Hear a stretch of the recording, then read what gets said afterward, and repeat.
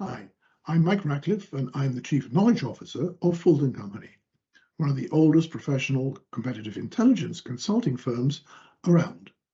We've been in business for some 50 years, and I myself have been involved in competitive intelligence for some 20. And what I'd like to do in this series of 5 short videos is explain to you some of the learnings that I've got over these years and what CI is all about. This first video is titled, "What is Competitive Intelligence, or CI?" The concept of CI is really very simple. It's trying to understand what the strategies and tactics are of other companies, generally competitors either of your company or of your client's company if you're a consultant like me, and to go and do this ethically. I'll talk more about ethics later in this video.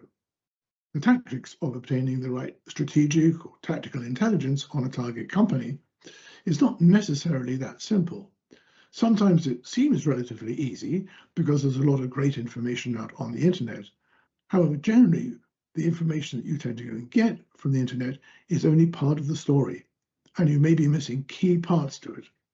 The information that you pick up on the internet also could potentially be slightly or totally wrong or out of date, both of which are quite serious.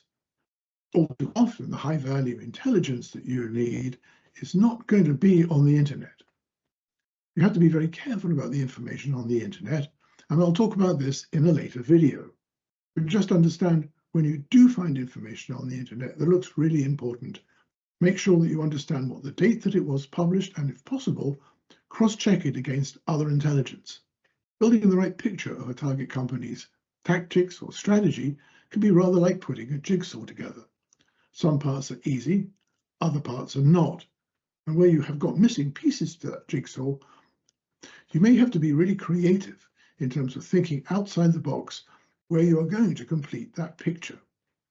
I often say that CI is more of an art than a science because of that need to go and be creative to go and get the right intelligence.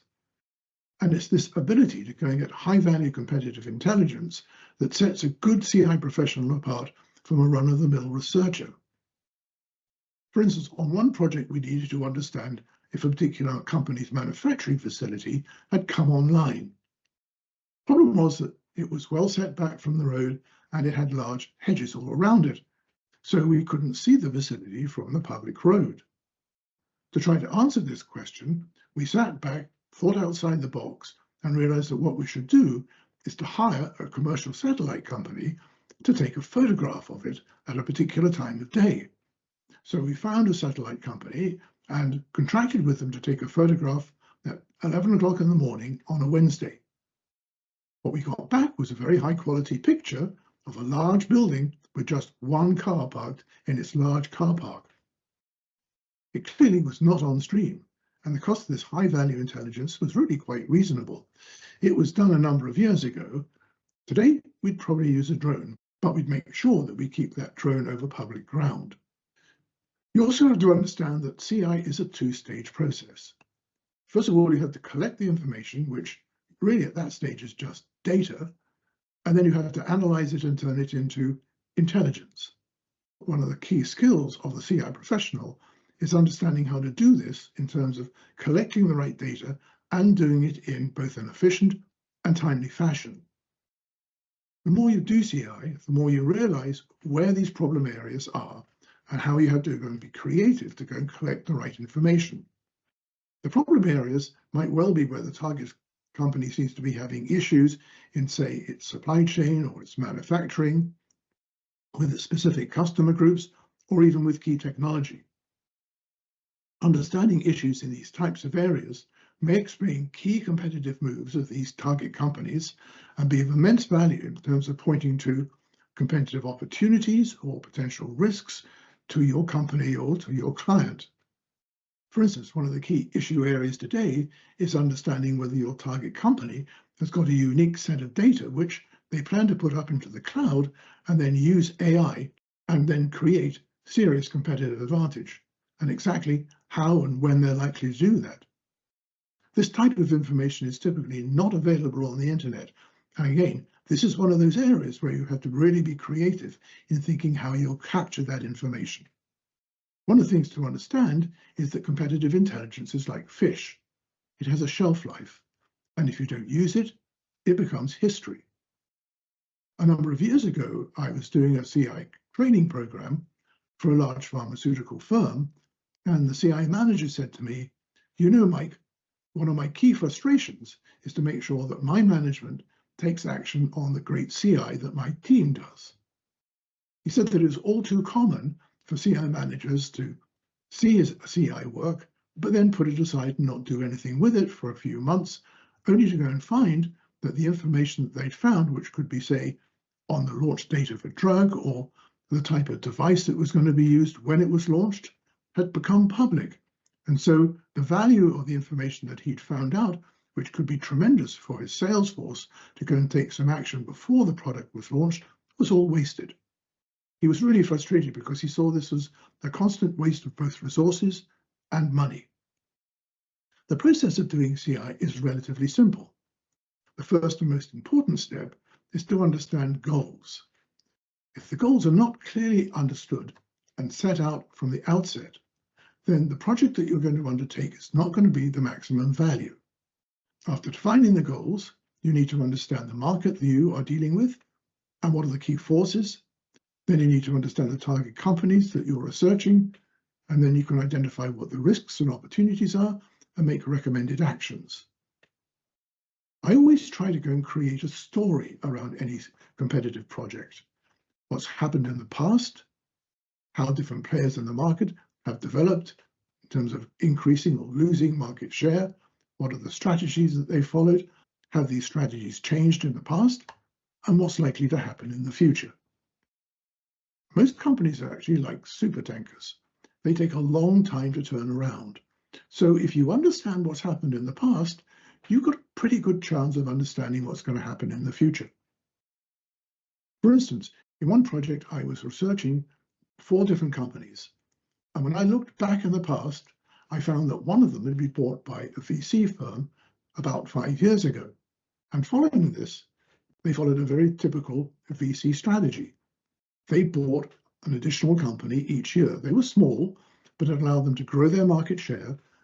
And by looking at what these companies did that they had been bought and which segments of the market they were in, I managed to go and paint a very simple but compelling story to my client in terms of what the strategy of this firm was, which segments of the market that it was targeting, whether that targeting strategy was changing over time, and hence what might happen in the future.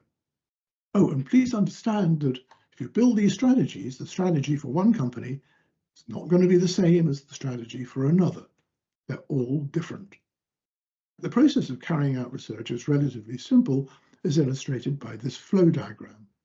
You start with the goals, you define what the issues are that you need to address, and define what you need in terms of your research. In CI talk, this is KITs, or key intelligence topics, you need to define, and KIQs, or key intelligence questions that you need to ask. And the more specific these questions are, the better your research is going to be, because you're going to be more targeted on the questions that your client needs answered. For instance, you may be researching a key target in, say, the solar market. So the kit is going to be the solar market, and the kicks are going to be those very specific questions that you need to ask around that particular company or companies in the market. And it may be that having completed this process, one of the actions that you're left with is you've got to go and fill some more gaps in. That's not uncommon. And then you have to go through this whole process again, go around the loop and identify whether you filled all the gaps in. And that points to another aspect of competitive intelligence. You always find that where you end up in a project is not exactly where you started. As you find out more information on the marketplace, you learn more about competitors and what their actions are. Then you have to change your research strategy, change your kits, and make sure that you're targeting those areas of the market that look really interesting and where there can be very significant opportunities and threats. And as I say, you won't necessarily know where those are when you start out. You'll notice there's a box outside this circular flow called the champion. This box is very important. Champion is going to be the person defining the goals and allowing you to go and kick the project off. They're also going to be the person that you're going to be reporting to, and hopefully will go and take action on your research. To ensure that this research doesn't end up like fish, you need to ensure that you're keeping this champion up to speed on how you're doing your research and when you're likely to finish. In all probability, they will have moved on to another project. So you need to make sure that they understand when you're likely to go and finish your research, say in 2 weeks' time, and make sure that they're prepared for this, and make sure that you've got time on the calendar for the readout well in advance. Earlier, I mentioned ethics. Different companies have very different ethical standards, and you need to make sure that you understand what they are and you adhere to them if you're a consultant like me. Some don't want you to do any primary and you can only do secondary. Some allow you to do primary, but say you can only talk to ex-employees, not current employees. That's pretty standard.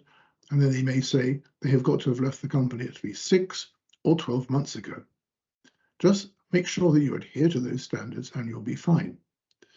And when you start doing your primary research, always start with the phrase, "We don't want to discuss anything that's confidential. If you feel that we're getting into any areas, please tell me and we'll stop." These confidential areas could be around strategy or pricing or technology. The point is that primary research can give you really valuable information, but you don't want to stray into areas that you might find sensitive, and so as long as you keep to these rules, you won't have any ethical problems. Well, I hope you've enjoyed this short video. Please join me on the next one, which is about the forces that are impacting a marketplace, and especially around disruption. So if you have any questions, feel free to contact me on my email at mratcliffe@full.com or find me on LinkedIn. So see you on the next one. Cheers.